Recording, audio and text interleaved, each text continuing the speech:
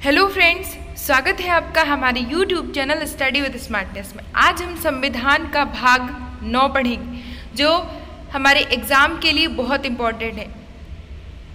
पिछले लेक्चर में हमने संविधान का भाग 8 पढ़ा था, जहाँ पर संघ राज्य क्षेत्र के बारे में हमने पढ़ा था। ये अलग अलग भाग आपको पढ़ाए जा रहे हैं जो आपके एग्ज़ाम के लिए बहुत इंपॉर्टेंट टॉपिक है। तो आप हमारे चैनल से जुड़े रहें, चैनल को सब्सक्राइब कर लें ताकि इसके नोटिफिकेशंस आपको समय समय पर मिलते रहें। वीडियो की PDF आपको टेलीग्राम में मिलेगी। टेलीग्राम में स्टडी विद स्मार्टनेस चैनल को ज्वाइन करें, वहाँ पर आपको PDF प्रोवाइड कराई जा रही है। तो चलिए स्टार्ट करते हैं आज संविधान का भाग 9। संविधान का भाग 9 3 चीज़ों की बात करता है: पंचायत, नगर पालिका और सहकारी समितियां। भाग 9 में है पंचायत, भाग 9 के का में नगर पालिका और भाग 9 के खा में सहकारी समितियों की बात की गई है। तो आज हम एक एक टॉपिक को बहुत अच्छे तरीके से समझेंगे। सबसे पहले हम पंचायती राज की बात करेंगे। पंचायती राज का शुभारंभ 2 अक्टूबर 1959 को राजस्थान के नागौर जिले से हुआ था और कौन सी समिति? बलवंत राय मेहता समिति की सिफारिश पर किया गया था।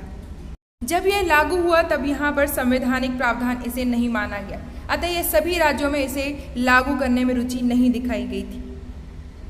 इसके सुधार के लिए विभिन्न समितियों का निर्माण हुआ। अलग अलग समिति अपनी अलग अलग बात करती है।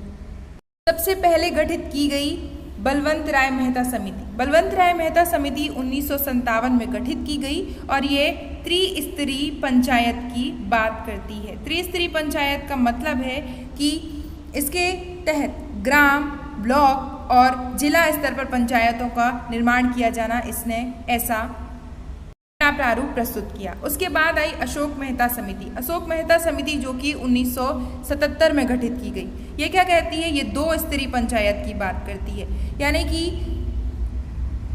इसमें ब्लॉक स्तर को हटाकर ग्राम पंचायत और जिला स्तर पर पंचायतें बनाई जाएं। उसके बाद आती है PV के राय समिति जो कि 1985 में आई। यह क्या कहती है? यहाँ पर GV के राय समिति है, कहीं कहीं हमें इसे PV के राय समिति भी देखने मिलता है। तो यह क्या कहती है?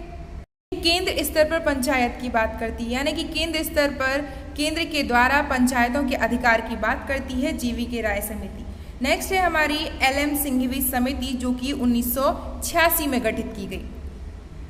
जब पंचायती राज लागू हुआ था बलवंत राय मेहता समिति की सिफारिश पर, तब यह संवैधानिक प्रावधान नहीं था, यानी सभी राज्यों में इसे लागू करने की रुचि नहीं दिखाई गई। वही बात LM सिंघवी समिति ने कही कि इसे संवैधानिक मान्यता दी जाए, यानी कि संवैधानिक मान्यता देने की बात आपसे सीधा क्वेश्चन पूछा जाएगा। तो ये कौन करती है? LM सिंघवी समिति जो कि 1986 में गठित की गई। ये कहती है कि पंचायती राज बाध्यकारी नहीं है, इसे संवैधानिक मान्यता प्रदान की जाए। भारतीय संविधान की 11वीं अनुसूची को 73वें संविधान संशोधन अधिनियम के द्वारा 1992 में जोड़ा गया था और इसमें ग्राम स्तर के 29 विषय शामिल हैं। यानी ये क्वेश्चन सीधा बनता है कि 29 विषय कौन से संविधान संशोधन के तहत या 11वीं अनुसूची को जोड़ा गया? तो 73वें संविधान संशोधन अधिनियम तहत 1992 में। चलिए अब जान लेते हैं 73वें संविधान संशोधन अधिनियम की कुछ बातें। यह क्या कहता है? ये कहता है कि ग्राम स्तर पर ग्राम पंचायत बनाई जाए, ब्लॉक स्तर पर पंचायत समिति बनाई जाए और जिला स्तर पर जिला परिषद का गठन किया जाए। फ्रेंड्स, इससे सबसे इंपॉर्टेंट क्वेश्चन बन सकता है कि 73वें संविधान संशोधन अधिनियम के तहत क्या बातें कही गई? तो ग्राम स्तर पर ग्राम पंचायत, जिला स्तर पर जिला परिषद और पंचायत समिति ब्लॉक स्तर पर। इसके बाद 73वें संविधान संशोधन के बाद कर्नाटक ऐसा पहला राज्य था फ्रेंड्स जहां पर पंचायती राज अधिनियम का निर्माण हुआ। अब हम पढ़ेंगे भाग 9 पंचायत। इसमें कुछ अनुच्छेद दिए गए हैं। 243 का से लेके 243 ऋणा तक कुछ अनुच्छेद दिए गए हैं। तो इनके बारे में हम पढ़ेंगे कि पंचायत स्तर पर क्या बातें रखी गई हैं। सबसे पहले अनुच्छेद है 243 का। ये क्या कहता है? ग्राम सभा की बात करता है। ग्राम सभा की परिभाषा बताता है कि ग्राम क्या है, जनसंख्या क्या है और इसका निर्माण कैसे होना है। ग्राम सभा की जो शक्तियां हैं वह विधानमंडल तय करता है कि इसकी शक्तियां कितनी हैं, इसकी पावर कितनी होगी। ठीक है, नेक्स्ट है 243 का खा, जो ग्राम पंचायतों के गठन की बात करता है। ग्राम पंचायतों के गठन कितनी जनसंख्या के आधार पर ग्राम पंचायत गठित की जाएगी। नेक्स्ट आर्टिकल है 243 का गा, जो ग्राम पंचायत की संरचना की बात करता है। संरचना में अगर हम देखें तो ये 3 भागों में इसे बांटता है।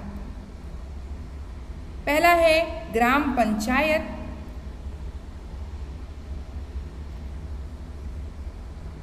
दूसरा है पंचायत समिति और तीसरा है जिला परिषद। यह एक प्रारूप व्यक्त करता है। 3 आप याद रखें और गा जो है तीसरे नंबर पर आता है, तो इसे ऐसे आप याद रख सकते हैं। नेक्स्ट आर्टिकल है 243 का घा, जो पंचायतों में स्थानों के आरक्षण की बात करता है। फ्रेंड्स, जैसे इसमें बताया गया है कि पंचायती राज संस्था के प्रत्येक स्तर पर 1/3 यानी कि 1/3 स्थानों पर महिलाओं के आरक्षण की व्यवस्था की गई। तो इसी तरह से आरक्षण की बात करता है 243 का घा। घा जो है 4 नंबर पे आता है और आरक्षण में भी 4 अक्षर हैं, तो आप ऐसे याद रख सकते हैं। फिर 243 का इंगा, यानी पंचायतों के कार्यकाल। अब हमने आरक्षण दे दिया तो उसके समय की बात करता है कि इसका कार्यकाल 5 वर्ष का होगा, यह निर्धारित कर दिया गया। 243 का चा, इंग्लिश में हम इसे एफ से भी डिनोट कर सकते हैं। ये पंचायत की शक्तियों की बात करता है, उसकी योग्यताओं की बात करता है। इस आधार पर सदस्यों का निर्वाचन होना। फिर आता है 243 का छा, ये उत्तरदायित्व और प्राधिकार कर आरोपित करने की बात करता है। कर की बात करता है 243 का छा, जी जिसे कहते हैं। नेक्स्ट आर्टिकल है फ्रेंड्स 243 का जा, ये शक्तियां और उनकी निधियों की बात करता है। नेक्स्ट है 243 का छा, और यहाँ इंग्लिश में आप पढ़ सकते हैं आई, वित्त आयोग के गठन की बात करता है। इसे कैसे याद रखेंगे, आई फॉर इनकम और वित्त आयोग के गठन की ये बात करता है 243 का झा। के अंतर्गत राज्य वित्त आयोग का गठन किया जाता है। फिर आता है 243 का जा, ये सम परीक्षा पंचायतों के लिए बात करता है। अंतिम आर्टिकल है से लेके डा तक। अब आता है 243 का टा, ये क्या कहता है, ये निर्वाचन की बात करता है कि पंचायत स्तर पर निर्वाचन कैसे होता है। जैसे अगर हम केंद्र की बात करें तो वहाँ पर राष्ट्रपति का निर्वाचन हो या अन्य किसी का निर्वाचन हो, उनका निर्वाचन चुनाव आयोग कराता है। लेकिन अगर पंचायत की बात करें, पंचायत जो आती हैं ग्राम स्तर पर होती हैं और ये राज्य के अंतर्गत आती हैं, तो ये क्वेश्चन पूछा जाता है कि यहाँ पर निर्वाचन कौन कराता है, तो राज्य निर्वाचन आयोग इनके निर्वाचन को कराता है। फिर आता है 243 का ठा, जो संघ राज्य क्षेत्रों में इनके लागू होने की बात करता है। नेक्स्ट है 243 का ढा, ये पंचायतों के लेखों की बात करता है। नेक्स्ट आर्टिकल है फ्रेंड्स 243 का ढा, ये पंचायतों के बने रहने की बात करता है, यानी निर्वाचन संबंधी मामलों में पंचायत यदि भंग हो जाती है तो 6 माह के अंदर इसमें निर्वाचन होंगे, ऐसा प्रावधान आया है।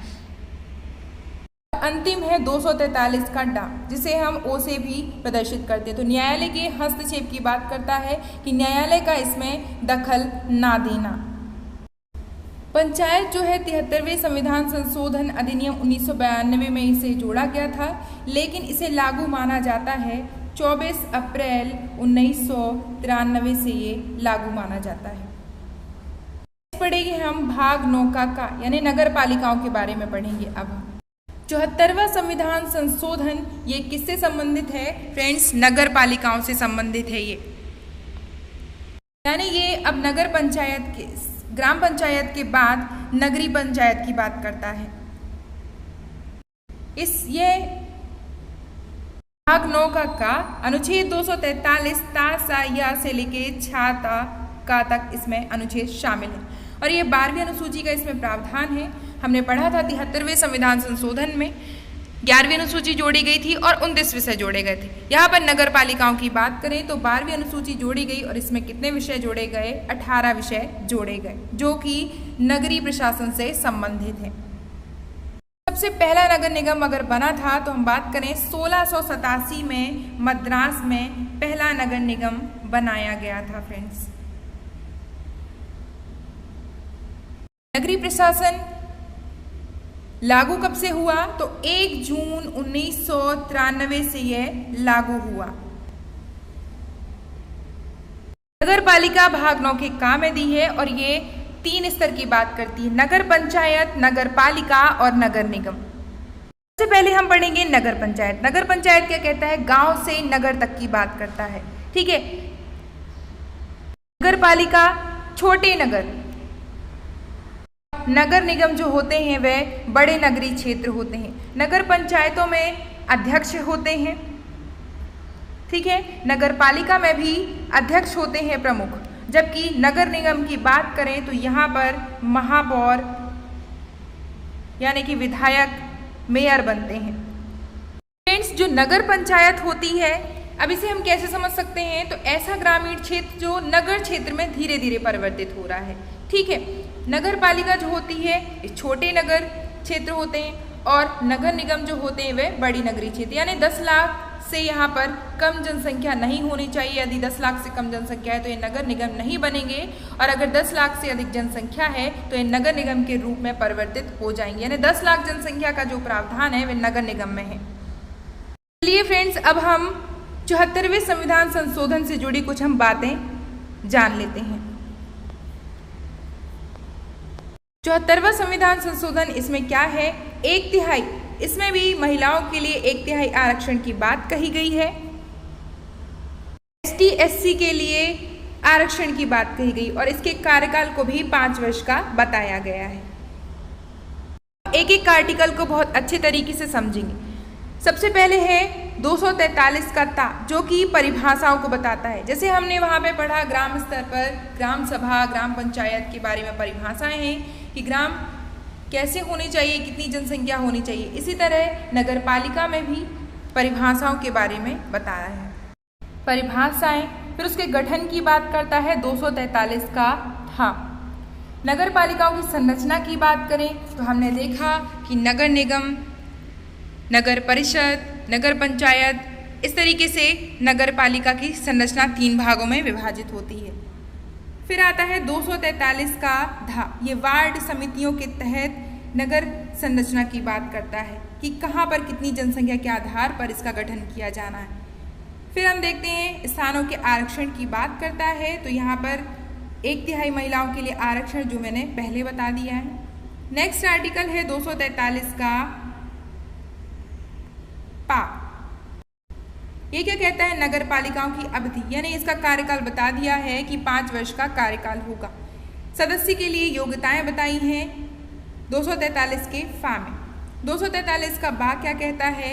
नगर पालिकाओं की शक्ति, उसके दायित्व की बात करता है 243 का बा। वैसे ही शेड्यूल हो तो 243 का भा, जो नगर पालिकाओं द्वारा कर आरोपित की बात करता है फ्रेंड्स, उसकी निधियों की बात करता है। 243 का मा, यह भी वित्त आयोग की बात करता है। और 243 का या लेखाओं की संपरीक्षा की बात करता है। लेखाओं से संबंधित जितने भी मसले हैं वो 243 की या के अंतर्गत निर्धारित किए जाते हैं। नेक्स्ट है 243 का या का, यानी नगर पालिकाओं के निर्वाचन की बात करता है कि इसका निर्वाचन कैसे किया जाना है। नेक्स्ट है 243 का या का खा, जो संघ राज्य क्षेत्रों का लागू होना, यानी उसके लागू होने की बात करता है। नेक्स्ट है या का गा, जो ऐसे क्षेत्र हैं जहां पर इसे लागू नहीं होना है, उसके लिए कुछ उपबंध है, प्रावधान है, कहां पर लागू नहीं होना है। या 73वें या 74वें संविधान संशोधन के तहत अगर हम बात करें तो उसके बाद जो विधियां बन गई हैं तो पुरानी बनी विधियों को खत्म कर दिया जाएगा और नई बनी विधियों के आधार पर कार्य किया जाएगा। नेक्स्ट आर्टिकल है 243 का या का घा, जो जिला योजना के लिए समिति की बात करता है। 243 का या का डा देखेंगे तो ये महानगर योजना के लिए बात करता है। 243 का या का चा, कि जो विधियां बन गई हैं उसके तहत नगर पालिकाओं के व्यवस्थित होने की बात करता है। और 243 का या का छा, निर्वाचन संबंधी मामलों में न्यायालयों के हस्तक्षेप की बात करता है। जैसे हमने पढ़ा था पंचायत स्तर पर, हमने पंचायत या नगर पालिकाओं के बारे में पढ़ लिया। अब आता है भाग 9 का खा, जो सहकारी समितियों की बात करता है। सहकारी समितियां क्या होती हैं ये भी हम समझेंगे। सहकारी समितियां 243 ZH से 243 ZT तक इसका वर्णन है। 2011 में 97वें संविधान संशोधन अधिनियम के तहत भाग 9B में सहकारी समितियों को रखा गया। सहकारी समिति बनाने का मुख्य उद्देश्य है कि साथ में मिलकर कार्य करना, यानी एक साझे के उद्देश्य से कार्य करना समितियों को बनाकर। के लिए अनुच्छेद 19 में भी बात की गई है। मौलिक अधिकार किया गया है सहकारी समितियों को बनाने के लिए, यानी इसे एक मौलिक अधिकार के तहत भी रखा गया है। समितियों को बढ़ाने के लिए अनुच्छेद 43 का बा नीति निर्देशक तत्व में भी सहकारी समितियों को बढ़ावा देने के लिए बात कही गई है। इसमें यह भी बताया गया कि राज्य विधानमंडल द्वारा तय की गई संख्या के अनुसार इसमें सदस्य 21 से अधिक नहीं होंगे। प्रत्येक सहकारी समिति के बोर्ड में अनुसूचित जाति, अनुसूचित जनजाति के लिए 1 सीट और महिलाओं के लिए 2 सीट आरक्षण का प्रावधान कौन करेगा? राज्य विधानमंडल। तो फ्रेंड्स, इससे क्वेश्चन कैसे बन सकते हैं कि सहकारी समिति कौन से भाग में है? भाग 9 के खा में है। और इसमें आरक्षण का प्रावधान कौन करता है? तो राज्य विधानमंडल इसके आरक्षण का प्रावधान करता है। इसका मुख्य उद्देश्य क्या है, यह भी पूछा जा सकता है। सहकारी समितियों का मुख्य उद्देश्य साझे के उद्देश्य से एक साथ मिलकर कार्य करना। ये थी सहकारी समिति। आज हमने भारत के संविधान भाग 9 को बहुत अच्छे से पढ़ा, विस्तृत रूप से पढ़ा। इसे 3 भागों में बांटा गया है, तीनों भाग को बहुत डिटेल में पढ़ा। तो ये वीडियो आपको कैसा लगा आप हमें बता सकते हैं। ऐसे और भी वीडियो पाने के लिए हमारे चैनल से जुड़े रहें, चैनल को सब्सक्राइब कर लें ताकि समय समय पर इसके नोटिफिकेशंस आपको मिलते रहें। Thanks for watching. मिलते हैं नेक्स्ट वीडियो में। जय हिंद।